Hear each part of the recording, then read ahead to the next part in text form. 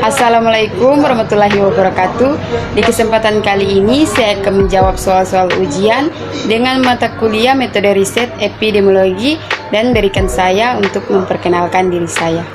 Perkenalkan, nama saya Mega Sylvia Hajingo dengan NIM 1870431, kelas C semester 7 dari program studi ilmu kesehatan masyarakat Universitas Negeri Manado.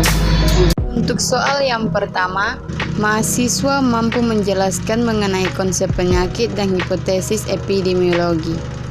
Jawaban 1A, konsep penyakit. Dalam konsep penyakit terdapat 3 komponen penting yang berhubungan erat satu sama lain dalam proses terjadinya penyakit, antara lain: yang pertama, pejamu atau host, faktor manusia yang sangat kompleks dalam proses terjadinya penyakit dan tergantung pada karakteristik yang memiliki masing-masing individu, seperti yang pertama keturunan, kedua umur, ketiga gaya hidup, keempat seks, kelima status kekebalan. Yang kedua, bibit penyakit atau agen, merupakan substansi atau elemen makhluk hidup yang kehidupannya atau kehadirannya dapat menimbulkan atau mempengaruhi perjalanan suatu penyakit, seperti yang pertama virus, dan kedua bakteri, ketiga protozoa, dan keempat fungi. Dan yang terakhir, lingkungan. Lingkungan terbagi dalam 2 bagian, yaitu pertama lingkungan hidup internal, berupa keadaan yang dinamis, yang seimbang disebut homeostasis. Dan kedua, lingkungan hidup eksternal, yang pertama lingkungan fisik atau lingkungan alamiah, bersifat ambiotik seperti air, udara, tanah, makanan, dan rumah. Yang kedua, lingkungan biologis bersifat biotik seperti tumbuhan, hewan, virus, dan lain-lain. Dan ketiga, lingkungan sosial bersifat kultur seperti adat istiadat, kebiasaan, kepercayaan, daya hidup, dan lain-lain. Jawaban 1B, hipotesis epidemiologi. Hipotesis epidemiologi adalah suatu teori tentatif yang perlu diuji kebenarannya untuk mencari hubungan sebab akibat terjadinya penyakit dalam masyarakat maupun analisis terjadinya penyebaran penyakit dalam masyarakat.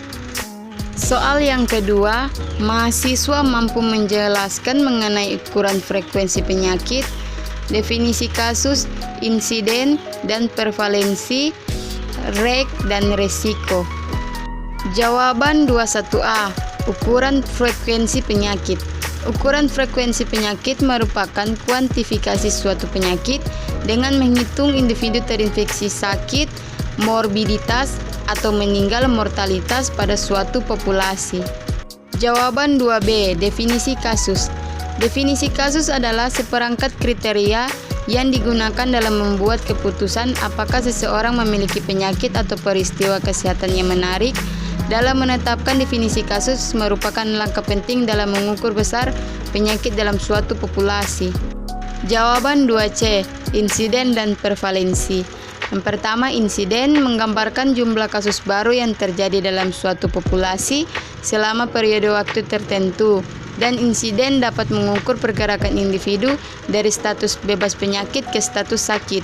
Kedua, prevalensi, jumlah individu sakit dalam suatu populasi pada suatu waktu tertentu atau tanpa membedakan kasus lama dengan kasus baru. Jawaban 2D, rek dan resiko. Yang pertama, rek merupakan suatu rasio yang mengekspresikan suatu perubahan dalam nilai pembilangan terhadap penyebut. Dan 2, resiko. Risiko dapat diartikan sebagai derajat ketidakpastian atau ada kepastian suatu peristiwa tidak akan terjadi. Besarnya risiko untuk terkena penyakit dapat dibandingkan dengan menghitung besarnya insiden suatu penyakit antara orang yang terpapar dengan faktor terjadi penyebab penyakit disebut dengan yang tidak terpapar. Soal yang ketiga, mahasiswa mampu memahami ukuran asosiasi, ODDS, rek, dan ras rasio, perbedaan ras dan rek, resiko yang disebabkan populasi.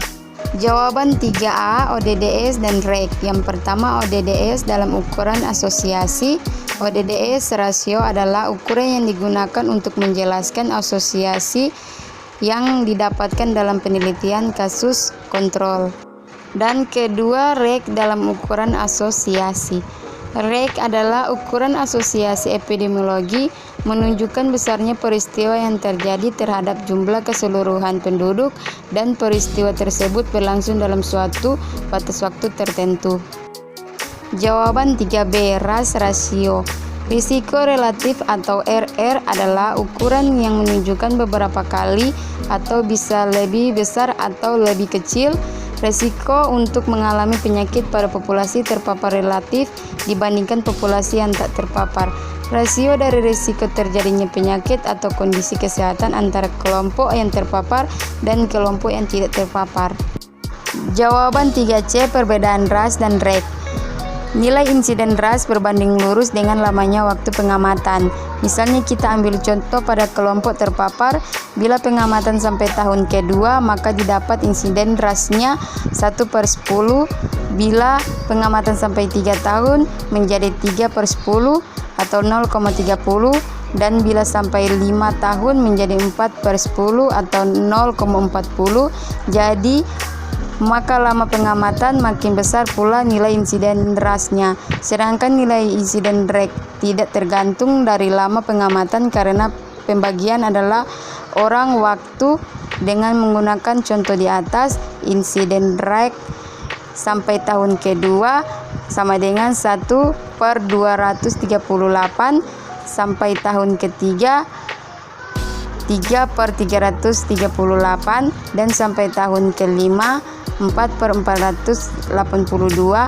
Pada contoh ini dapat insiden REK tidak berbanding lurus dengan lamanya pengamatan. Jadi perbedaan antara ras dan REK, satu di antaranya berbanding lurus dan satu di antaranya tidak berbanding lurus. Jawaban 3D, resiko yang disebabkan populasi. A. Populasi internal. Penelitian jantung Parkinson mempelajari faktor-faktor resiko seperti merokok, minum, diet, tekanan darah, kadar kolesterol, perilaku, diabetes, dan obesitas. B. Populasi eksternal. Grup yang berbeda dari populasi yang terpapar dan diasumsikan tidak akan terpilih karena kesulitan dalam mendapat perbandingan internal. Contoh pekerjaan tekstil kapas sebagai kelompok perbandingan untuk asbes tekstil.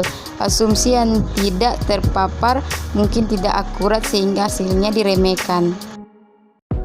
Soal yang keempat, mahasiswa mampu memahami desain studi ekologis, cross-seksional, kontrol kasus, kohort, intervensi, community base. Jawaban 4A, ekologi. Pengertian studi ekologi atau studi kolerasi populasi adalah studi epidemiologi dengan populasi sebagai unit analisis yang bertujuan mendeskripsikan hubungan korelatif antara penyakit dan faktor-faktor yang diminati penelitian. Jawaban 4B, cross-seksional. Penelitian cross-seksional ini, peneliti hanya mengobservasikan fenomena pada satu titik waktu tertentu dan mampu menjelaskan hubungan satu variabel dengan variabel lain pada populasi yang diteliti, menguji keberlakuan suatu model atau rumusan hipotesis serta tingkat perbedaan di antara kelompok sampling pada satu titik waktu tertentu. Jawaban 4C, kontrol kasus. Kontrol kasus adalah rancangan studi EPID yang mempelajari hubungan antara paparan dan penyakit dengan cara membandingkan kelompok kasus dengan kelompok kontrol berdasarkan status paparannya. Jawaban 4D, kohort. Kohort adalah penelitian epidemiologi analitik yang bersifat observasi di mana dilakukan perbandingan antara sekelompok orang yang terkena penyebab atau terpapar dengan sekelompok lainnya yang tidak terkena penyebab atau tidak terpapar, kemudian dilihat akibat yang ditimbulkan. Jawaban 4E, intervensi. Studi eksperimen atau studi intervensi adalah rancangan studi di mana penelitian atau orang lain dengan sengaja mengakumulasikan berbagai tingkat variabel independen tertentu atau faktor penelitian kepada subjek penelitian dengan tujuan untuk mengetahui pengaruh variabel independen itu terhadap variabel dependen atau status penyakit. Jawaban 4F, community based.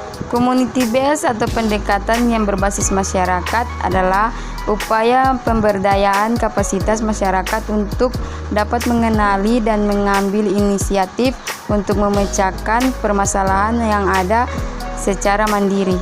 Soal yang kelima, mahasiswa mampu memahami bias, pengganggu atau confounding, dan efek modifikasi. Jawaban 5A, bias. Bias adalah kesalahan sistematik yang mengakibatkan distorsi penafsiran parameter populasi sasaran berdasarkan parameter sampel. Tergantung tujuan penelitian, parameter yang dimaksud dapat berubah ukuran frekuensi penyakit atau ukuran asosiasi paparan dan penyakit. Bias mengakibatkan peneliti membuat kesimpulan yang salah tentang hubungan antara paparan dan penyakit. Jawaban 5B, pengganggu atau confounding. Variabel-variabel yang mempengaruhi hubungan antara variabel independen dengan variabel dependen menjadi hubungan yang tidak langsung. Variabel ini merupakan variabel penyala atau antara yang terletak di antara variabel bebas dengan terikat yang membuat variabel bebas tidak secara langsung mempengaruhi perubahan atau timbulnya variabel terikat. Variabel pengganggu, variabel yang bersifat hipotetikal, artinya secara konkret pengaruhnya tidak kelihatan, tetapi secara teoritis dapat mempengaruhi hubungan antara variabel bebas dan tergantung yang sedang diteliti. Jawaban 5C, efek modifikasi. Efek modifikasi atau interaksi dapat terjadi apabila kekuatan atau arah hubungan antara exposure dan outcome berbeda antara subgroup. Penelitian dengan menghitung efek modifikasi ini juga bisa memberikan informasi tambahan tentang hubungan antara panjanan dan omset penyakit. Soal yang keenam, mahasiswa mampu memahami analisis multivariabel, logistik, Poisson, dan regresi binomial. Jawaban 6A, logistik.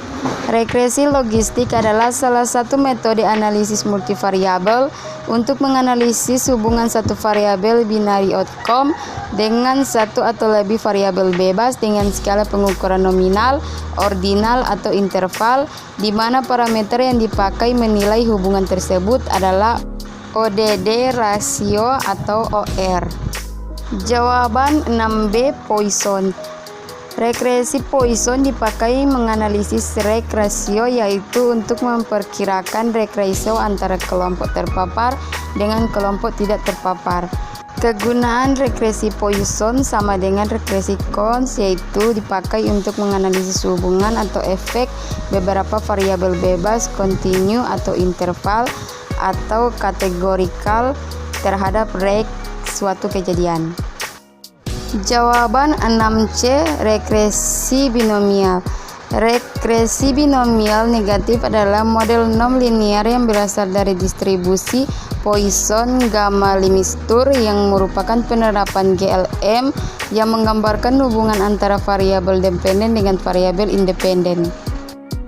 Soal nomor 7, mahasiswa mampu memahami ukuran dan kekuatan sampel dalam studi epidemiologi. Jawaban nomor 7, ukuran dan kekuatan sampel. Studi dalam menentukan ukuran sampel dan kekuatan studi pada penelitian deskriptif yang perlu diperhatikan adalah estimasi terhadap proporsi populasi atau kelompok masyarakat yang mempunyai masalah kesehatan atau menderita suatu penyakit. Apabila masalah kesehatan atau penyakitnya tidak diketahui, proporsinya adalah 0,5 atau Pi sama dengan 0,5 atau 50% dari masyarakat diduga atau dicurigai menderita suatu penyakit. Dan masuk pada soal yang terakhir, mahasiswa mampu memahami topik khusus pencegahan, penyaringan, epidemiologi molekuler, variasi geografis dalam terjadinya penyakit, kesenjangan kesehatan. Jawaban nomor 8A, pencegahan. Pencegahan penyakit merupakan segala bentuk upaya yang dilakukan oleh pemerintah, pemerintah daerah, dan pemerintah kabupaten atau kota, dan atau masyarakat untuk menghindari atau mengurangi risiko, masalah dan dampak buruk akibat penyakit, baik penyakit menular maupun tidak menular. Jawaban 8B, penyaringan. Penyaringan merupakan suatu upaya untuk menyeleksi orang-orang yang tampak sehat, tidak menderita suatu penyakit dari suatu populasi tertentu. Upaya ini adalah usaha untuk mendeteksi penderita suatu penyakit yang tampak gejala dengan melakukan suatu tes untuk memisahkan mereka, selanjutnya dilakukan diagnosis dan pengobatan yang tepat. Jawaban 8C, epidemiologi molekuler. Epidemiologi molekuler merupakan cabang epidemiologi yang mempelajari kontribusi faktor resiko, genetik, dan lingkungan yang didefinisikan pada level molekuler dan biokimia terhadap etiologi, distribusi, dan pengendalian penyakit pada keluarga dan populasi-populasi. Dorman 2015. Jawaban 8D, variasi geografi dalam terjadinya penyakit. Geografi kesehatan merupakan bagian dari ilmu geografi yang khusus mempelajari topik-topik yang berhubungan dengan masalah kesehatan. Penggunaan metode geografi dalam geografi kesehatan lebih kepada analisis spesial, di mana kejadian penyakit terjadi, apa penyebabnya, bagaimana penularannya, cara penanggulangannya, merupakan beberapa pertanyaan yang harus dijawab secara komprehensif melalui analisis spesial. Peta sebagai alat peraga dapat memperlihatkan sebaran kejadian penyakit yang ada sehingga bisa menunjukkan distribusional pattern dari fenomena terjadi penyakit dan hubungannya dengan fenomena fisik permukaan bumi ataupun aktivitas manusia, sehingga dalam pencarian pemecahannya dapat dijawab dengan holistik. Dan jawaban 8E, kesenjangan kesehatan. Kesenjangan kesehatan mengacu pada perbedaan dalam akses kesehatan dan perawat kesehatan di antara anggota populasi yang berbeda. Kesenjangan atau ketidaksetara ini dapat terhubung dengan ras, etnis, jenis kelamin, seksualitas, status sosial, ekonomi, lokasi geografi, dan kategori lainnya. Kesenjangan kesehatan bukan bersifat biologis, melainkan muncul dari sebab sosial, ekonomi, politik, dan eksternal lainnya. Terima kasih. Mohon maaf jika ada salah-salah kata dalam pembacaan. Assalamualaikum warahmatullahi wabarakatuh.